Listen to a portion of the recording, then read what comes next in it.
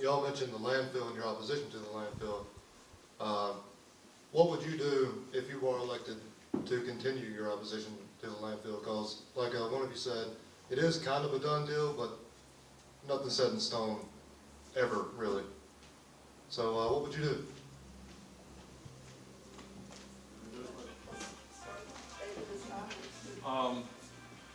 Well, it's not a done deal. Leaders got to rule. There are, certainly you can get out of contracts. It's just a matter of are you willing to get out of contract? It's something that we have. It's not good long term for the county because of that liability that's going to be standing out there. So you have to take a cost-benefit analysis. Is it worth the risk for 300 or 400 years of having that potential leakage all the way down Cape Fear River all the way to Wilmington?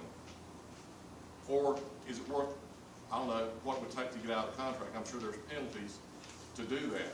But I would vote against any opportunity that came up as far as supporting the landfill and trying to get it moved away. Because in my opinion, the landfill is nothing more than a ploy for, the commissioners did to raise funds. It's just not worth it. And it's not worth it for us to take trash from Greensboro, from Winston-Salem, from Danville, possible coal ash.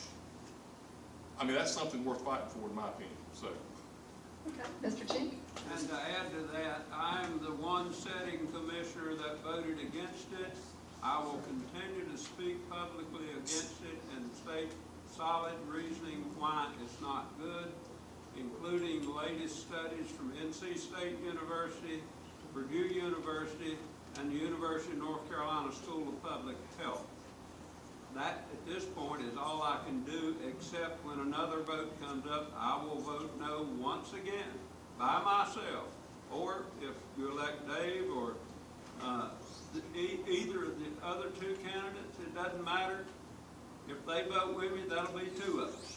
So that's all I can say. I've been against it, we'll be against it, and we'll fight all the way against it. I've been against it from the first time I heard about it, and I will continue to be against it. I'm thinking about this with $33 million in 30 years. What's that, $1 million? A little over $1 million for a year. Why would you put people's health at that kind of risk just for a little amount of money? Like I said before, to me, it's put it in a heavily populated area to start with. And I'll be environmental concern, you name it, environmental concerns, health concerns, traffic, dust, pollution, you name it. That's the concern everybody have. And why you want to put it? My question is, why they want to put it in that part of the county to start with? And the answer to your question, of course, I'll be opposed to it from day one to the end of time. As long as it comes up, I will be against it. If there's any way possible to get out of that contract, I'm all for it. Yeah, I oppose it. I think there's other alternatives we should have looked at. I don't live about 3 miles from there. So, I've heard that it was going to raise property value. I don't know how, but it's going to lower property value. And like Mr. Cheek said, that type of area, low income area, why was it put there? That really bothers me. And plus, it's right there on the river. Yeah, I would be all against it, but I hope, and like Mr. Allen said, the biggest thing we have to worry about is coal ash or any hazardous materials being dumped in that landfill. That's 30, 40 years down the road, our future generations we have to worry about. And I hope there is a way to get out of it.